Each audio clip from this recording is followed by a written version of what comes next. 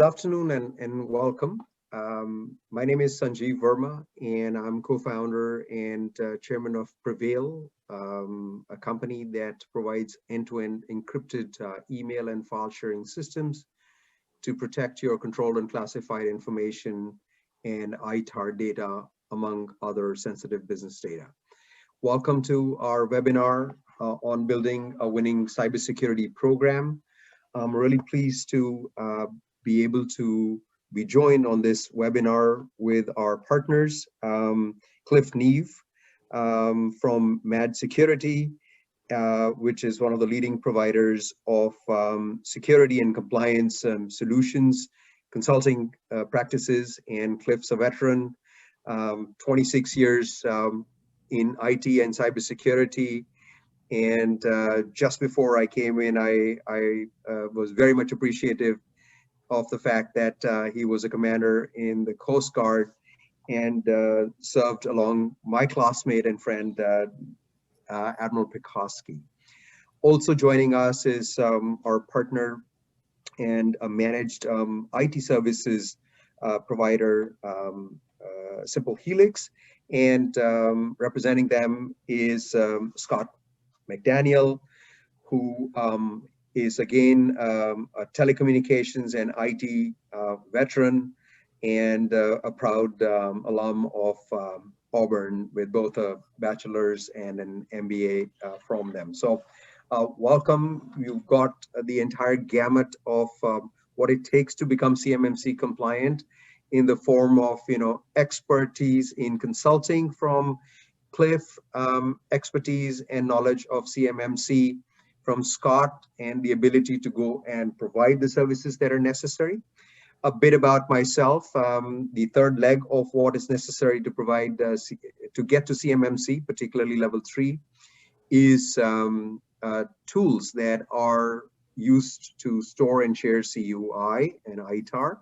As many of you know, CMMC is fundamentally about securing your controlled and classified information, FCI, and also for those that deal with ITAR, that as well.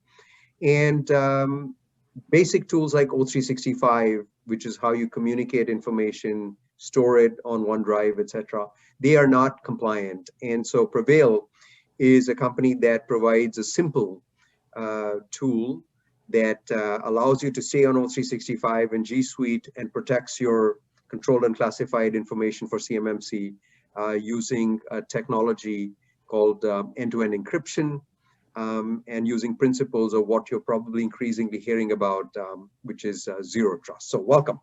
Our agenda today over here is that Cliff and Scott are primarily going to talk to you about the basics of DFARS, going from DFARS to CMMC, how are the two related, and then they will basically simplify your journey to CMMC compliance to 4 essential steps. As many of you are aware, there are 130 controls, 17 domains, enough to make anybody's head spin, especially many of the small to medium businesses represented today. And so it is Scott and Cliff's job today and to bring their expertise to simplify it to 4 essential steps that'll get your organization to compliance. After which I will be happy to share a bit about technology tools, including the ones that we provide for protecting controlled and classified information. We'll have extensive opportunity for folks attending to ask lots of questions. We encourage you to do so. And following that will be a breakout where this webinar continues. And, Scott, Cliff, and I will be available to handle more questions. So welcome again. Thank you so very much for participating. And over to you, Cliff and Scott, to give additional color about your backgrounds and then on to the agenda for the day. Yeah, so thank you, Sanjeev, for having me again. My name is Scott McDaniel with Simple Helix. Having a long background in IT from an infrastructure side, right? So I've worked for telecommunications companies. I've worked for hardware telecommunication providers. and then worked through disaster recovery planning, business continuity planning, and now, of course, cybersecurity. So I kind of wanted to kind of go through a little bit of, this transition of DFARS 7012 and then transitioning over to the new standard of CMMC. And with that, I always kind of like to start the conversation, well, why? Why do we have to be cyber compliant? And why is the government, mandating that we go do this stuff?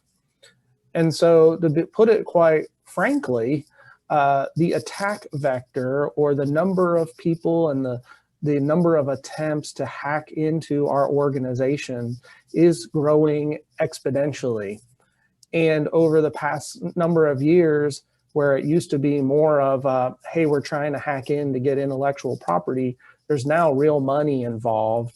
And when I say real money involved, in 2021, the underground monetary industry around cyber attack will be a $6 trillion industry that you can go try to get a piece of if you're trying to do malicious activity. And so the DoD and at the Pentagon, they have been cyber aware for many years now, and they have done a great effort to make sure that they themselves don't get compromised. But what's happening is, as the DoD does leverage more of us in the commercial space or in the defense industrial base, they've identified that, we as contractors and subcontractors, we're the weakest link at this point. And so there needs to be some attention brought towards, becoming more cyber secure, because this attack vector is just getting so big.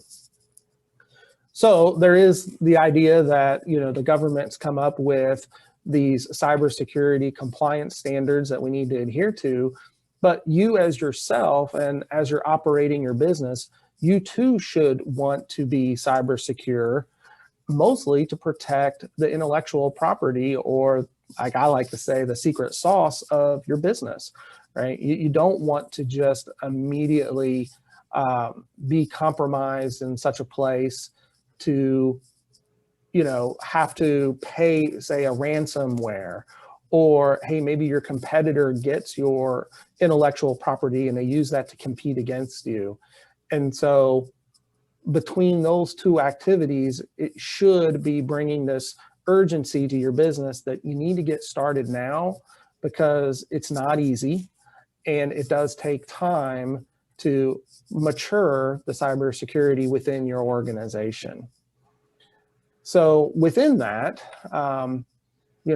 other reasons why you need to prepare specifically for CMMC is that it is an evolutionary step from the original DFARS 7012. So you're going from, let's just say you're going for CMMC level 3. If you had done DFARS 7012, that was 110 controls. Now there's an additional 20 controls that you now need to go address within your organization. Now on the plus side with CMMC, as I mentioned, yeah, there's now levels. So maybe this will work better for your organization. And what I mean by that is your business, maybe you supply hardware, right? You supply nuts and bolts and things. Well, there's not too much intellectual property in the definition of a bolt or nut per se. So maybe you end up having to go just to CMMC level 1, where in the past with the DFARS 7012, you either did all 110 controls or you didn't. Now with the concept of levels, if you are that supplier, maybe you only have to do level 1, which is only 17 controls. So that helps control your cost. But if you are doing something more advanced, you're developing software, doing machine learning, or getting information or CUI directly from the DoD, that'll drive you to a CMMC level 3, which will be a little bit harder than in the past. Now, with regards to CMMC directly, it is introduced, it is live right now, but it is a phased rollout. So the The standard went live in January of 2020 with the concept that here in 2021, there will be a subset of contracts that will have a CMMC clause in it. The year after, in 2022, we'll see more contracts with a CMMC clause in them that will ultimately lead to DFARS 7012 getting retired and CMMC becoming the replacement in 2026, and it'll be known as DFARS 7021. So I say all this to say that there is urgency to get done. We are in a transition period. There are good things that come from CMMC, but at the same time, we can't forget DFARS 7012 either.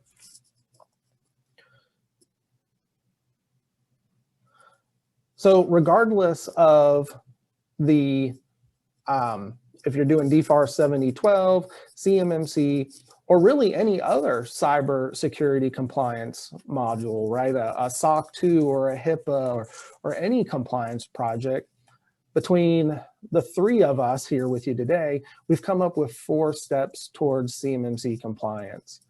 And so with that, for the first step, Cliff, you want to run with talking about baselining. Of course, thanks very much, Scott. Appreciate that. My name's Cliff Neve. I served 20 years in the Coast Guard, as Sanjeev mentioned, the last 3 of which were standing up Coast Guard Cyber Command as the Chief of Staff and Acting Deputy Commander. And what's interesting is that way back then in 2013, DFARS was already being discussed during my entire time there. So the concept of protecting controlled unclassified information is not at all new.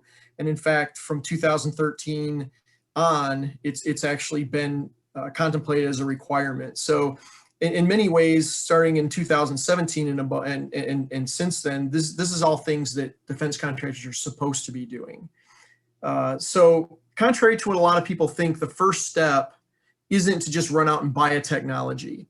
And it sounds funny to do that, but we see it every day. And I could go on for all day about clients that go out and buy a technology and then come back to us afterwards and say, okay, we have this technology now, how do we implement it to meet CMMC compliance? And I call these folks ready, fire, aim clients because they're doing things in reverse and they're not getting the requirements in place, first of all, to figure out what it is they need to do from a business perspective before they even start talking about technologies and how they should proceed. So your first real step is gaining a baseline understanding of what your requirements are and what it is that you're defending.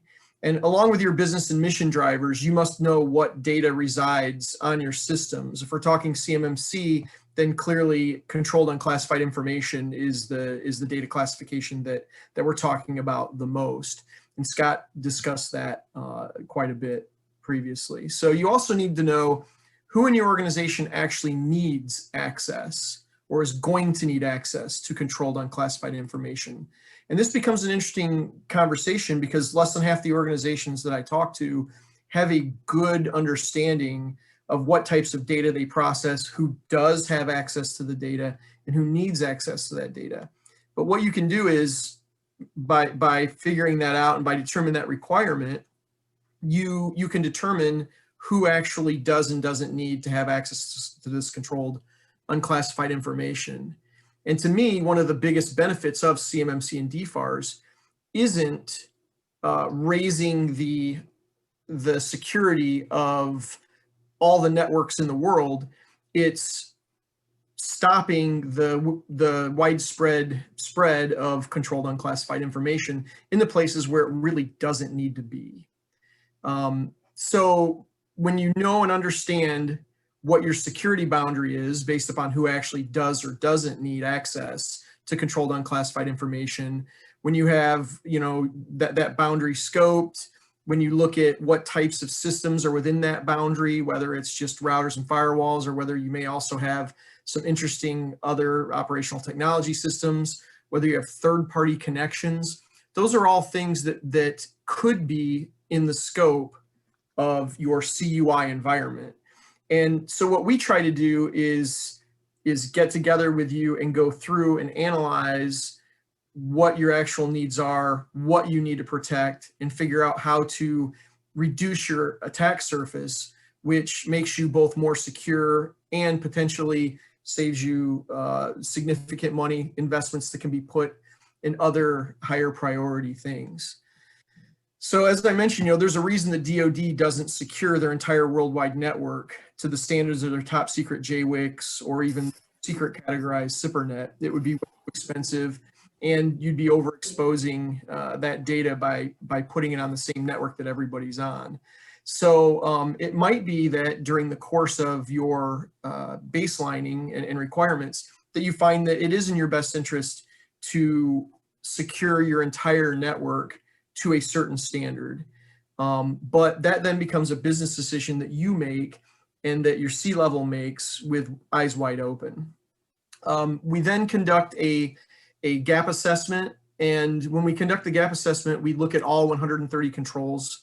If it's a CMMC level engagement, we go through each one with the projected or in place CUI boundary and determine what your gaps are in the way you're currently protecting those controls or meeting those controls. And then we come up with findings and a plan of action and milestones that is more of a project plan for how you can meet your objectives for securing your CMMC environment and meeting all of those controls. The toughest ones that we see with the gap assessments tend to be auditing.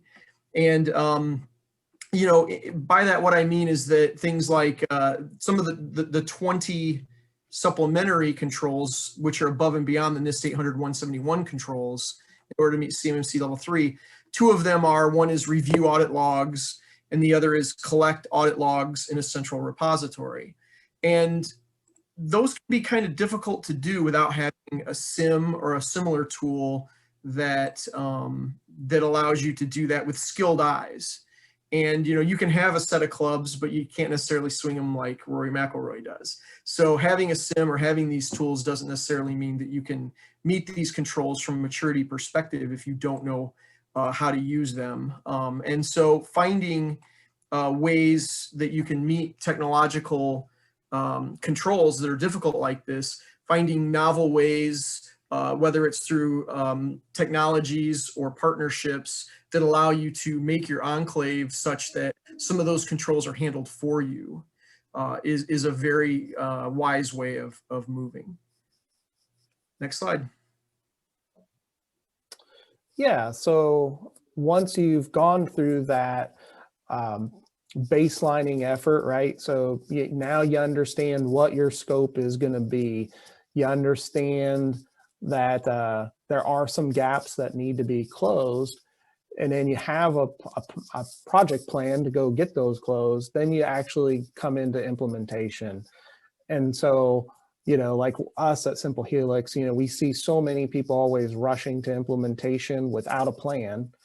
And it does make implementation way harder, right? Because you're chasing tools, you're chasing configuration, you're chasing all these things, but you don't have that clear plan.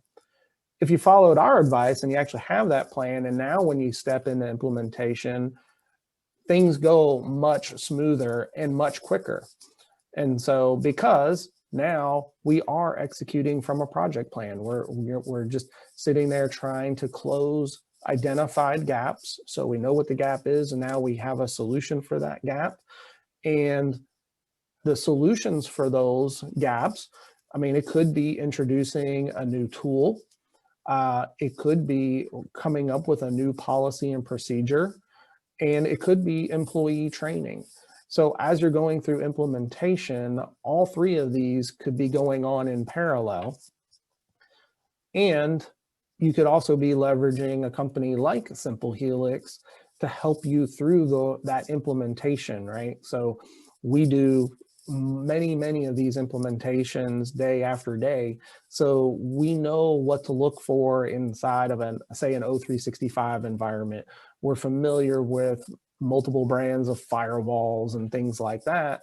But we also have the added benefit that we've worked with other customers. We've seen how they've approached solving problems. Instead of maybe always using a technical solution, they solve it with a policy and procedure. But ultimately, it is once you've gotten through kind of that initial draft of an SSP, you've got your gap assessment done, you've gotten your POAM in place. Step 2, implement the plan, right? So we move through those steps. Next slide, please. So then step 3 becomes what I refer to as enacting. So ultimately realize that we're on this journey that will lead to a assessor showing up and doing an on-site assessment, or in any other standard beyond CMMC, an audit. And so one of the things that we like to stress is that after you've finished your implementation, realize it's going to impact the culture of your business. It's going to impact the ways that you do things. And so you want to live and breathe by it for a little bit before letting that auditor show up. And so because what you're going to find out is that you may have had the best intentions with your policies and procedures, but once you actually try to live with them for a while, hey, it's not exactly the best thing. And so you want that opportunity to change this before the assessor comes up. So you want to, from a leadership perspective, you want to monitor, your staff and how things are progressing, and making sure that, this isn't hurting your business, but empowering your business. You're also going to want to continue that ongoing training with your staff. So from that perspective, things like training around phishing email attempts, and, training folks, hey, when you see you get that random email that says the CEO of your company wants you to transfer money to this routing and checking number, you don't want to do that kind of stuff. But there'll also be training with the new policies and procedures. You're probably going to update your handbook. You're going to be updating the way that computers work. So you might have some technical training around the new software applications and things like that. And so all of that leads to some continuous improvement and an opportunity to resolve issues that grow after the implementation is complete. So with that, your suppliers and your consultants and things, they may inject some influence during this time as well.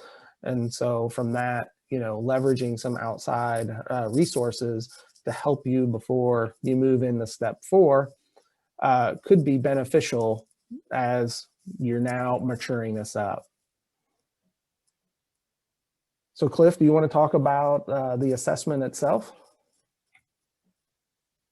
Definitely. So when you're ready for an assessment, one of the things that you're going to want to make sure to do is to be prepared for that assessment. And usually that's to have, in addition to a self-assessment, to have an RPO, registered providing organization, do a gap assessment, or take a look at your gap assessment from previous, if you used one earlier, and update it based upon whether you've implemented your plan of action and milestones, and hopefully somebody's been updating those plan of action and milestones, so you know where you stand. And it's really not worthwhile to have a C3PAO come in unless you've met all of the controls that are included, because there are no POAMs that are going to be allowed. You're going to have to actually meet all of those controls straight on, or they need to be NA, one of the two. So you have to present proof of controls met to the assessor, which is a change from the old, DFAR's way of doing things, which is a self-assessment. And so you're going to have to give those artifacts to them. And clearly having those prepared in advance with the help of somebody who knows what they're doing and understands the auditing system is going to be very helpful during that audit process. The C3PAOs are being vetted right now. There are folks who have been through the training and have been provisional assessors. There are companies who are, going to be designated as C3PAOs, and there'll be a marketplace where folks can see which organizations those are that come and provide that. But one of the things that I'll stress is that everything that we're hearing and everything that we've seen from those assessments are that you can't just do it overnight. You can't pull an all-nighter and write write an end of semester paper and turn it in and expect to pass. You have to show maturity in these processes. So you can't just say, hey, we implemented these things yesterday, can you check them off? You need to be able to show that it's part of your process, that you have it implemented as part of what it is you're doing. So those folks who are just now starting are going to want to get on the stick, because what's required for the audit is more than just, I have it in place. It's showing that level of maturity. Then as far as continuous improvement goes, you're going to be required to continue to show that you are meeting those controls. And we've heard different things as far as what the cycle is going to be, depending upon what level you are for CMMC and some other things, and what types of spot audits may be conducted. But clearly, once you're compliant, you're going to want to keep compliant, and that's by managing all of your controls, by doing regular assessments and audits.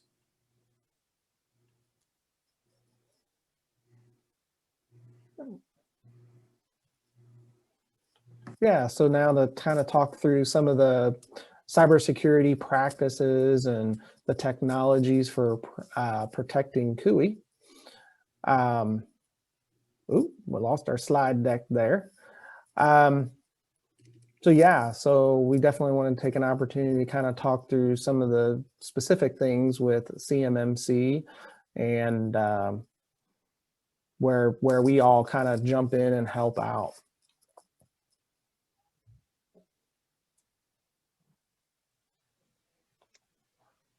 I suppose that the silence means that it is my turn to say a few words about that. So I'd be happy to. I'll start first by summarizing, what Cliff and Scott mentioned, and put it pragmatically in terms of the following. Look, at the end of the day, the environment that we are operating in today is dramatically different than just 4 or 5 years ago. And the compliance regime that has been put into place by the Department of Defense in terms of both self-reporting, which is the DFARS clauses that Cliff and Scott alluded to, and CMMC, are changing the game in terms of expectations. So I want to say a few words about this thing. So 4 or 5 years ago, cyber attacks were just showing up. They weren't headline news and so forth. They were still happening. And so the majority of the industrial base is certainly concerned about cybersecurity, taking it seriously, but there is no objective criteria. And so therefore, given all the things that are going on, you say, well, let's try to keep making improvements and keep moving the goalpost incrementally forward. But all that has changed because attacks are now, as Cliff and Scott mentioned, very severe. And the new regime, in essence, has put objective criteria in place to measure how good a company is in terms of its cybersecurity readiness. And that's what DFARS is doing through its self-assessment. And when you look at it that way, you now have this criteria, and you got to make this choice. Should I do things incrementally, take my time, all of which were probably fairly reasonable strategies a few years ago, but are no longer reasonable and no longer in your business interest. And here's why. Number one, as you submit your DFARS score, you now have an objective score, sort of like your SAT score. So when a partner is selecting you to be on a bid with you, or the DoD is looking at you, they now have an objective measure to look at and say, this entity has a security score of X versus Y. And it doesn't take much more than common sense to realize that if you are objectively at a much lower score than your competitors, it's not going to be a pretty positive picture in terms of a critical criteria for selection. So therefore, it is important to put into place a program to start taking cybersecurity seriously, because if for nothing else, even if you're saying, well, I won't be attacked or it's unlikely, etc., it is an objective measure for looking at how secure you are and a selection criteria for you to be on a program or as part of a bid or not. The second is, in the past, one could have viewed compliance as a check the box. Well, let me see if I can basically go and put things in and I check the box. And both CMMC and DFARS are now putting a big hindrance to the check the box mentality. And here's why. Number one, as Scott mentioned, in order for you to be CMMC compliant, you've got to show maturity over a period of time. You can't just basically go and say, I put a policy or procedure in place, check the box and sort of move on. And the second reason is that effectively cybersecurity matters. And even if you feel for whatever reason that you're at a low risk, if for whatever reason you are compromised, the cost of addressing that breach, no matter how insignificant the breach may be, will be immense. It'll take you, many, many months, potentially years to go and, come up with, here's what happened, here are the forensics for it, etc. So a check the box mentality in terms of, selecting appropriate cybersecurity technologies, etc., is not a wise thing. So with that, let's take a step forward and take a look at, answering the questions of, okay, you've gone through the process of assessing where you are.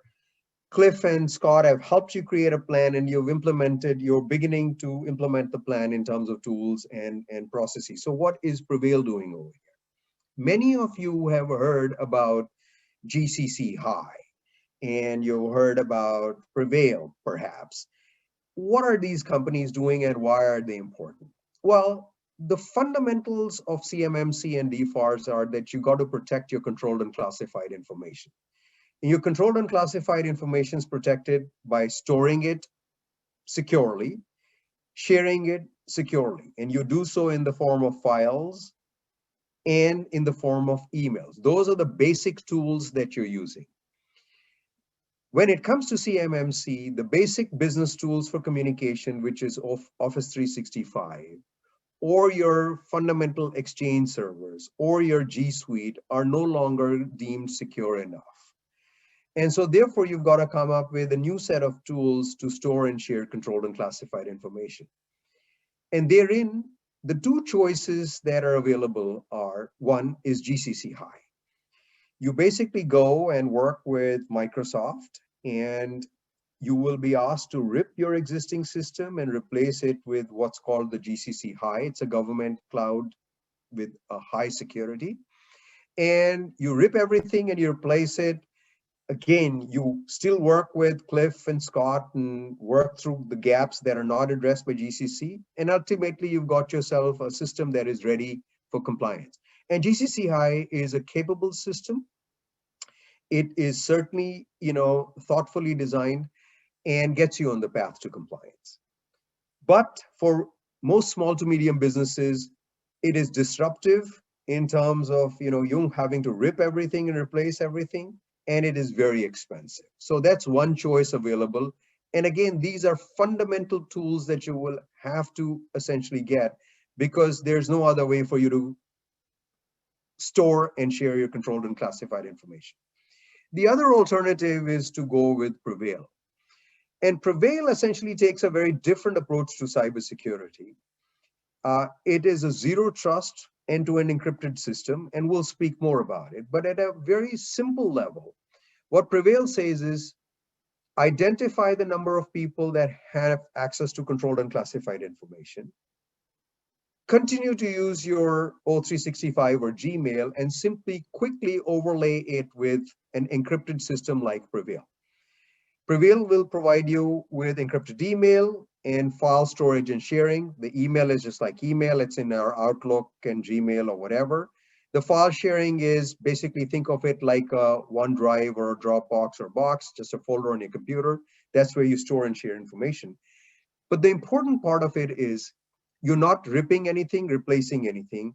You just identify the folks that deal with CUI deploy Prevail to their computers and phones, and now you're communicating your CUI to those folks on an encrypted system. What makes Prevail better? Two things. One, the ease of deployment and cost, which is dramatically, lower. Takes day to deploy versus, months on GCC. And the cost is typically 70% or so lower than a GCC system. So those important criteria. The second and perhaps more important criteria is security. And therein lies a distinction between these two systems. So many of you are now hearing of what are called zero trust systems, or you're hearing of encrypted or end-to-end encrypted systems. And so what are these? In simple terms, the old way of looking at things was, and this is how O365, Google, all the systems that you're used to are generally designed, are what are called a fortress mentality. In a fortress mentality, you basically look at your information and you build a fortress around it and say, I'm going to use advanced technologies to prevent the bad guys from getting there. But as you have seen with the latest Exchange, breach and the ongoing breaches that have occurred over time, these tools that you're using are made of software, they have bugs, and inevitably the attacker gets through. So when they get through, they get access to your information. Modern systems like Prevail, like Signal as an example, work with a zero trust mindset. A zero trust mindset basically is what the NSA is now recommending. They're saying that the DIB ought to go with a zero trust mindset. And what that means is you assume that your systems will be breached, that your servers will be breached, that your admin will be breached, that your user passwords will be compromised. You assume that that perhaps has already occurred. And so you put into place systems that can protect you even if that happens. And end-to-end encrypted systems are the systems that can do that. So I'll give you an example. If some of you are used to Signal, in a Signal system, you don't trust the password, you don't trust the provider Signal, you encrypt your message. It's a messaging application. You encrypt your message on your phone, and it can only be decrypted by the recipient. It's stored on your server, always encrypted. And so if it is attacked and the attacker gets through, all they get basically is encrypted gibberish. So it's essentially a system that assumes the attacker is going to get through and you get nothing. Prevail's basically just like that. There are three players in email and a file sharing system. There's a user, there's an admin, and there's a server. We don't trust any of them. We don't trust the admin, so we assume the admin could be compromised. We don't trust the server. We feel that the server will be compromised eventually, and nor your user password. And as an end-to-end encrypted system, in a Prevail system, when your user password's compromised, your information's secure because you need a key on your computer, and that key is unguessable. If your admin is compromised, your information's secure because no single admin can access your information. And if the server is compromised, there's just gibberish over there. So in a nutshell, these are really simple systems from a usability perspective that provide protection to your information, even if admin servers or users are compromised. And those are the differences between a GCC's, again, a very capable system, and a Prevail. So just an overview, and I'd be happy to take more questions because I said quite a few things, and I'm sure there's a lot of folks wanting to get clarifications on that.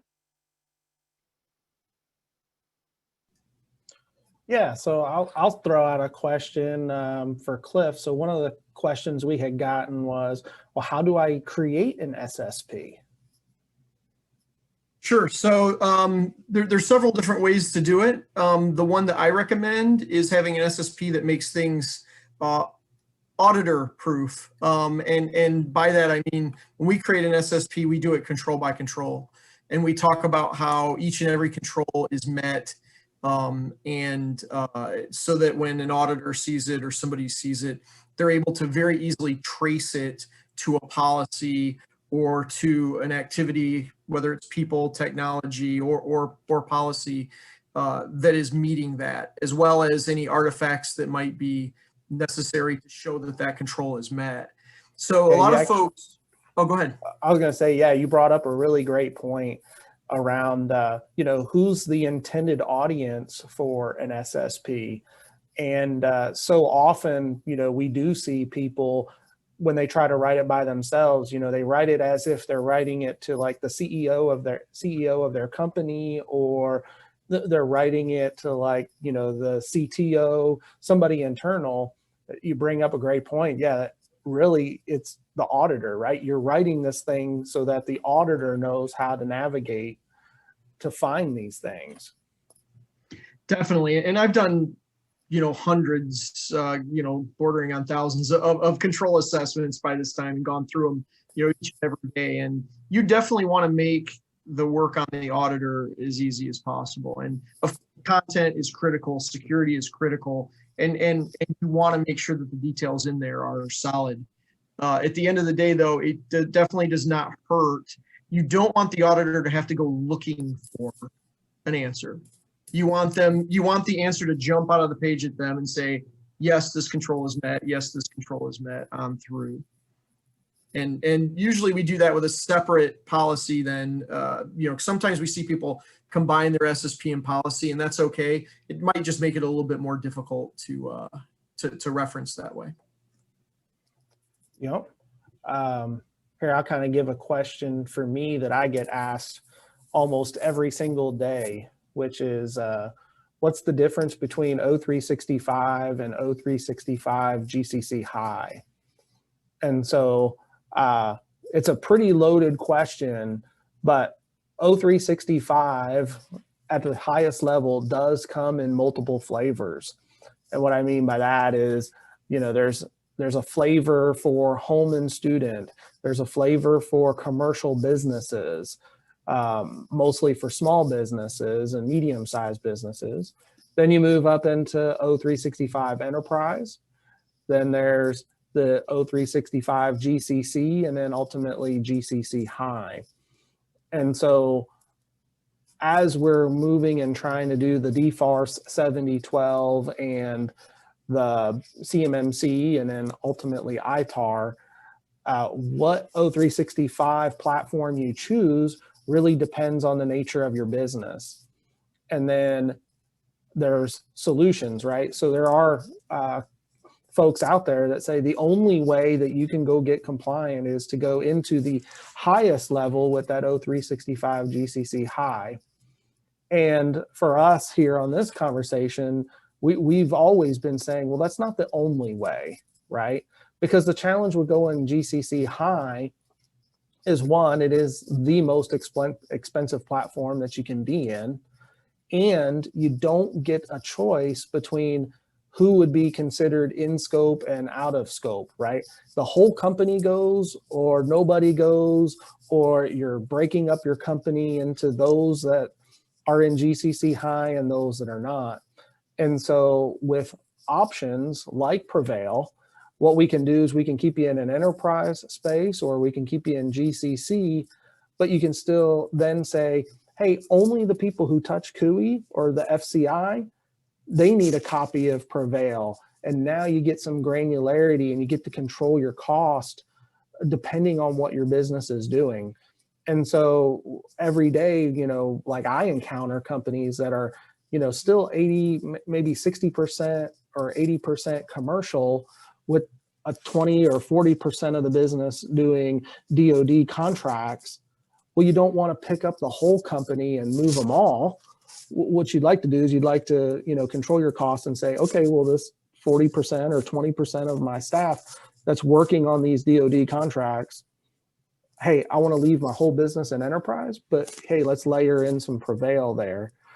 And then for those that, do have questions about, the nuances between O365 Enterprise, GCC, and GCC High, I could talk for hours about it.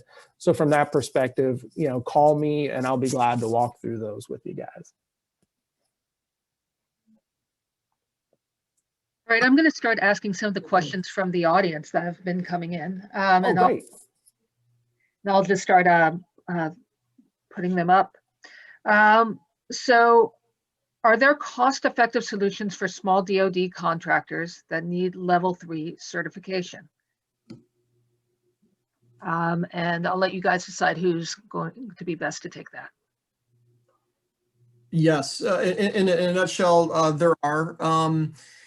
It's certainly not going to be free, but certainly there are very expensive ways to meet level 3, and there are smart ways to meet level 3. And clearly from what we've seen, Prevail is a fantastic cost-effective means if it meets your requirements and things like that come out of the baseline step, and there are also ways for to get SIM-like functionality from companies that do SOC as a service that are able to use or collect logs from, if you're an Office 365 shop, for example, you can collect logs from that and be able to meet your auditing needs.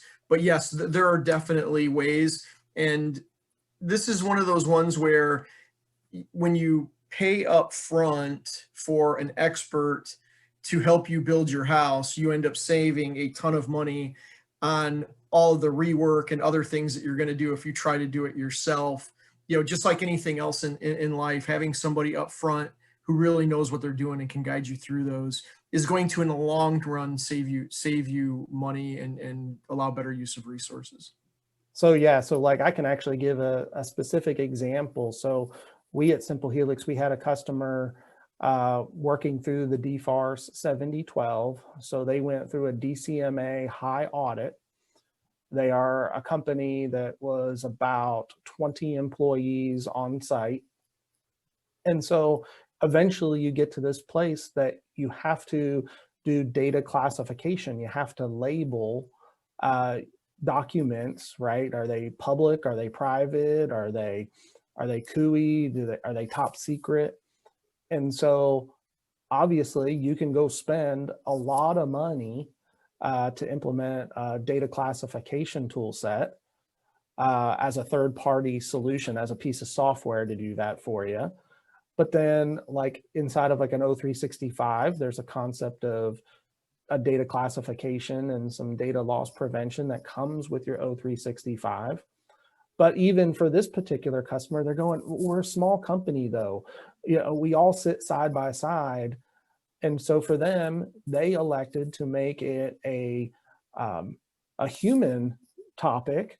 And they came up with a data classification where they label their Word, Excel, PowerPoint documents with a footer at the bottom.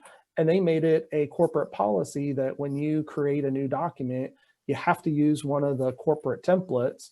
And in the footer is where it classifies the document. And they passed the DCMA audit, right? Because again, the controls aren't prescriptive. You are left to define it. So they went, yeah, we trained our employees that they have to classify a document with a footer in the bottom of the document. They showed the auditor, here is where we have files on a network storage and in a SharePoint site. And if you open those documents, you'll see the label at the bottom, and the auditor went, yes, you are classifying your documents. That is perfectly okay to do it in a manual way. And so there is an example where, they didn't have to spend necessarily money on technology, but they did have to spend some time to do some training. And so that's where leveraging folks like ourselves that have been through this, and we've seen these combinations, we can inject some advice along the way to make you help pick the pros and cons of those type decisions. All right, here's another question. This one for Sanjeev. With Google Workspaces not being CMMC compliant, how does Prevail help with this? Well, Prevail still helps with it because, again, you overlay it with Prevail.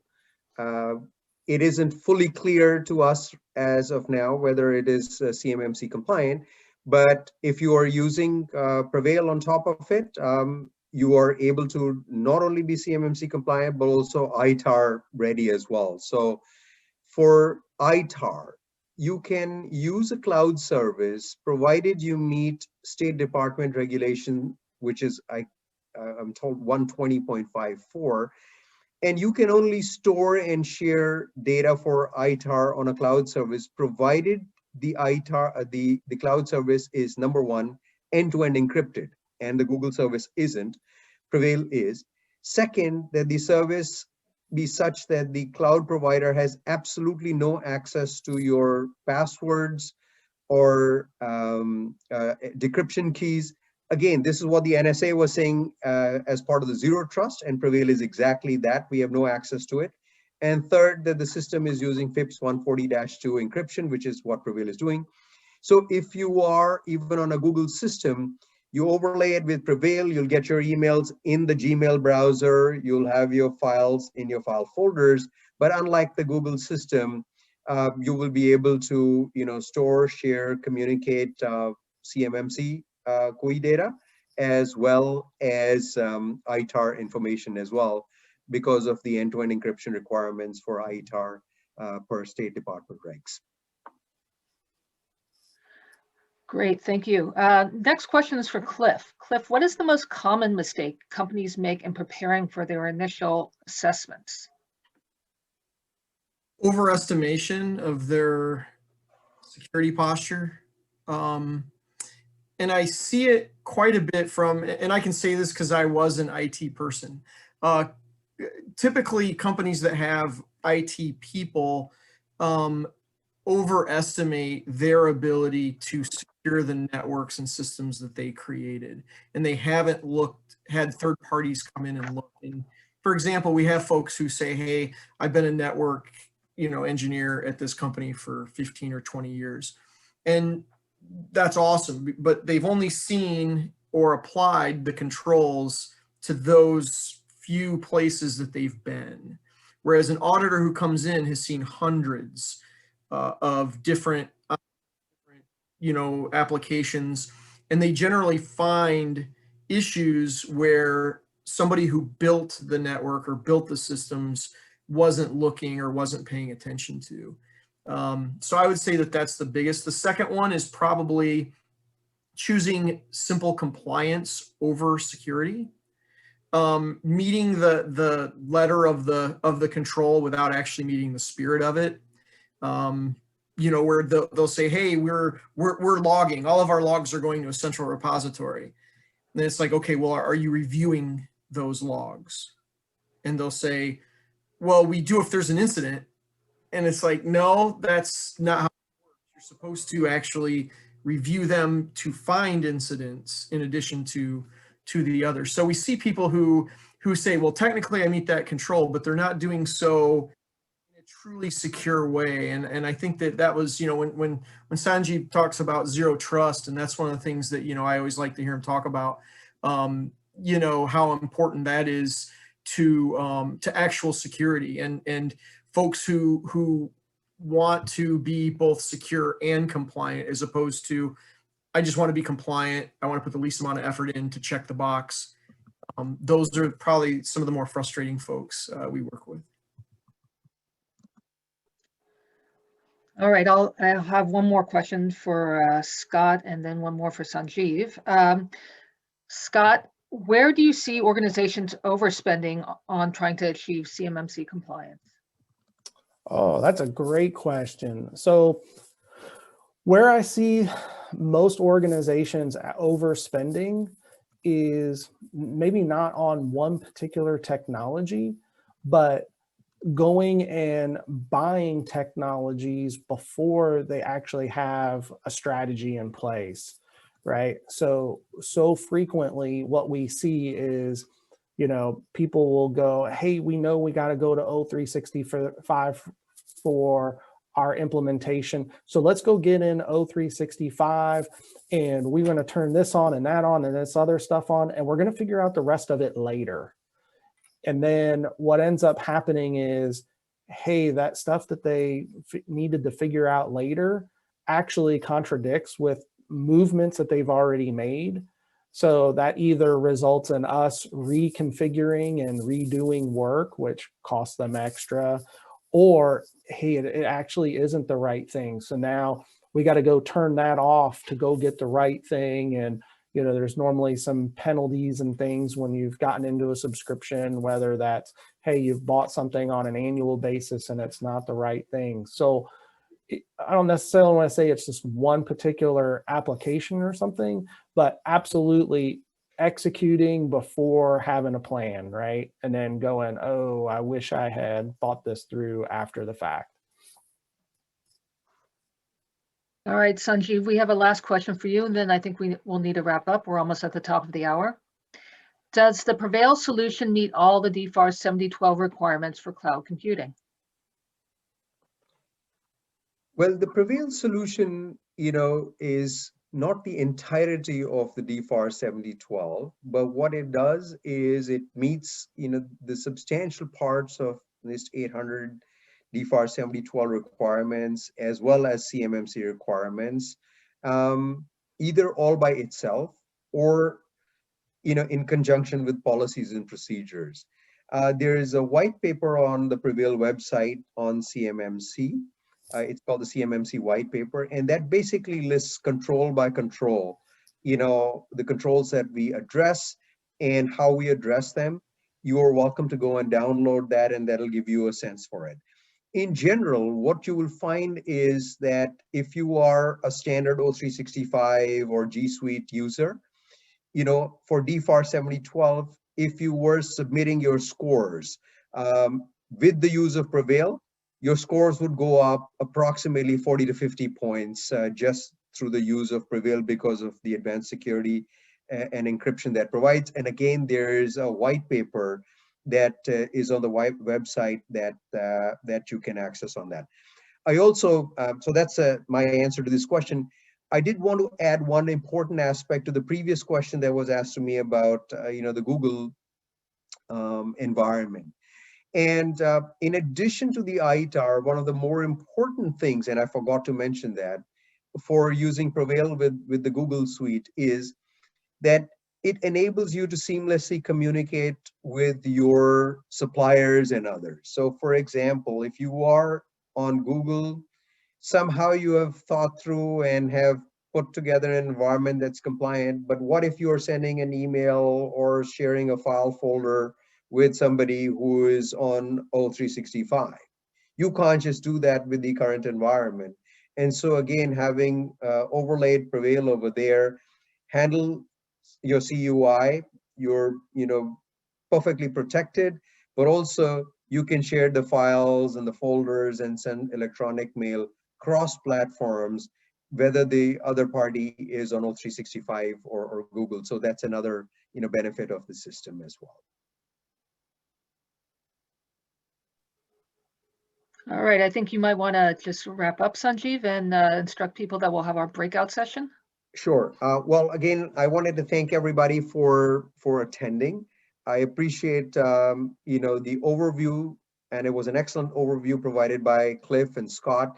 I'll just conclude by saying, look, this is not an insignificant, not an easy journey, and it is a journey that while a highly experienced and highly proficient group of individuals or professionals who have both security and compliance backgrounds could conduct themselves, for most organizations, the help that Cliff and Scott and organizations like Simple Helix and MAD can provide will be invaluable to make your journey smooth. The consequences of sort of not attaining compliance, especially with CMMC, are drastic because you're no longer able to address it through a POAM, and the consequences are that you are not CMMC compliant. So I would say, in essence, in this particular case, I would feel that while you can do it yourself, it's a helpful thing to go with organizations and professionals like Cliff and Scott. Again, thank you so very much for participating in this. Appreciate your questions, and over to our breakout session.